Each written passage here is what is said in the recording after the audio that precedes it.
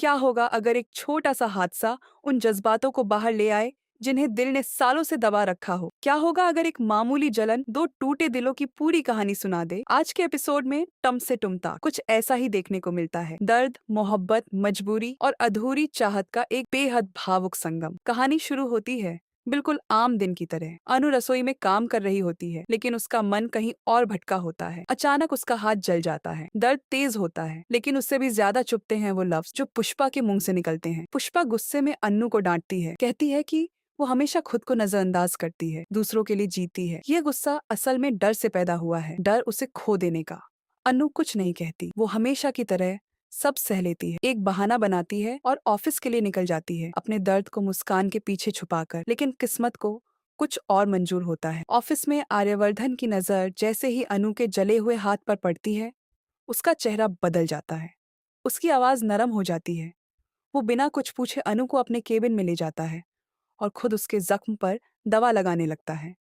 हर हरकत में उसकी चिंता साफ झलकती है। वो आज भी अनु की तकलीफ से टूट जाता है, भले ही हालात उन्हें दूर रहने पर मजबूर कर रहे हों। अनु घबरा जाती है, वो उसे रोकने की कोशिश करती है, पूछती है कि वो ऐसा क्यों कर रहे हैं। लेकिन आर्यवर्धन नहीं रुकता, क्योंकि कुछ रिश्ते तर्क नहीं मानते, सिर्फ एहसास समझते हैं। और फिर वो पल आता है जब अनु का सब्र टूट जाता है, उसकी आंखों से आंसू बहने लगते हैं।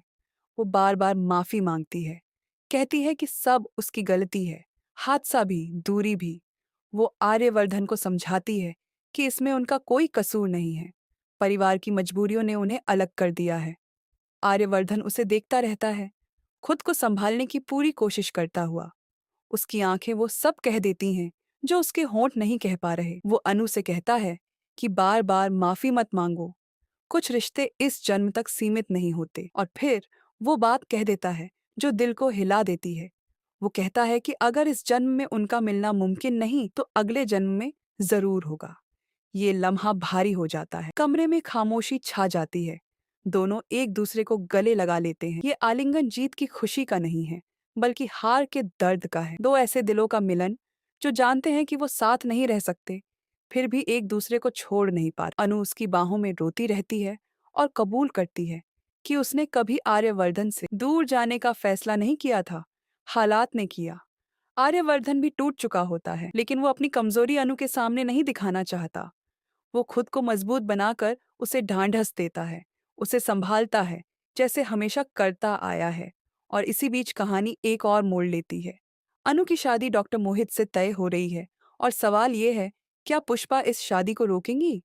क्या वो अनु की आंखों में छुपा दर्द समझ पाएंगी, या फिर एक और दिल कुर्बान हो जाएगा समाज की उम्मीदों के नाम? ये एपिसोड हमें याद दिलाता है कि प्यार हमेशा काफी नहीं होता। कभी कभी परिवार, जिम्मेदारियां और हालात दिलों के फैसलों से बड़े हो जाते हैं। अगर आपको ये कहानी छू गई हो तो कमेंट करके जरूर बताइए। क्या पुष्पा को अनु की शादी रोकनी चाहिए? क्या आर्यवर्धन और अनु को एक और मौका मिलना चाहिए? क्योंकि कभी कभी एक छोटा सा हादसा पूरी जिंदगी की सच्चाई सामने ले आता है।